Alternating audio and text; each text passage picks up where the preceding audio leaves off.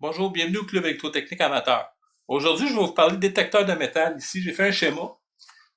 Dans le but de faire un détecteur de métal, j'ai utilisé un 555, qui est très commun, et aussi des composants de base. Entre autres, ici, vous avez une 100K et une 10 micro qui va être une fréquence d'à peu près 1 Hz, très basse.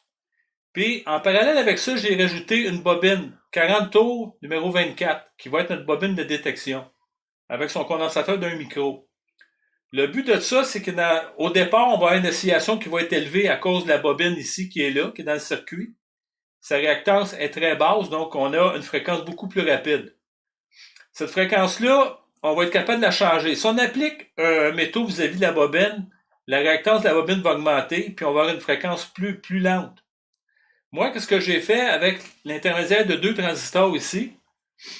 Je vais justement être capable de faire des actions. Entre autres, quand on va être en basse fréquence, on va avoir la possibilité d'avoir un sonore qui va sonner à ce rythme-là. Puis en même temps, on va avoir la possibilité aussi d'avoir une action directe grâce à une mémorisation qui est faite avec le condensateur qui est ici. On va avoir aussi la possibilité de rajouter une résistance de 5K6 avec un interrupteur pour avoir l'action mais pulsée qui va suivre le beat du sonore. Vous allez voir ça en pratique tantôt. Donc, comme vous pouvez voir, c'est assez simple. J'utilise des NPN dans les deux cas. Puis le 555 qui va être notre oscillateur principal.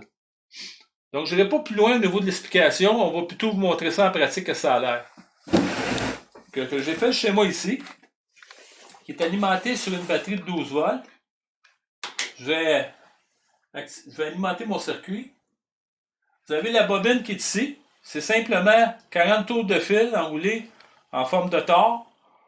Puis il y a 40 tours. Gauge numéro 24. J'en ai un autre ici que j'ai fait. Là. Vous pouvez mettre du tape électrique par-dessus. Donc l'idée, c'est que cette bobine-là va détecter des métaux. Je vais activer ma lampe parce qu'on va avoir une lampe qui va allumer. Donc ici, j'ai deux plats. Il y en a un des deux qui a du métal dedans. Si je prends le premier, il n'y a pas de détection, donc il n'y a pas de métal dedans.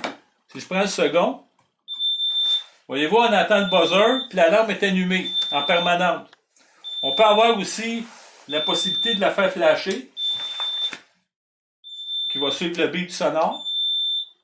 Donc, on peut voir, c'est assez intéressant. Il y a une bonne détection quand même. Voyez-vous? C'est un détecteur qui est efficace. Donc, ça peut avoir un côté pratique. Dans le domaine industriel, on utilise souvent des systèmes comme ça, des prox, qui fonctionnent sur ce principe-là. Donc, je vous démontre qu'avec un simple 555 des composants de base, on peut faire quelque chose qui est fonctionnel, qui marche très bien.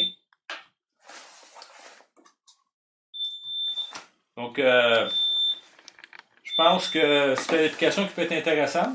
Donc, je vous laisse le ça, vous dire à la prochaine. Merci beaucoup.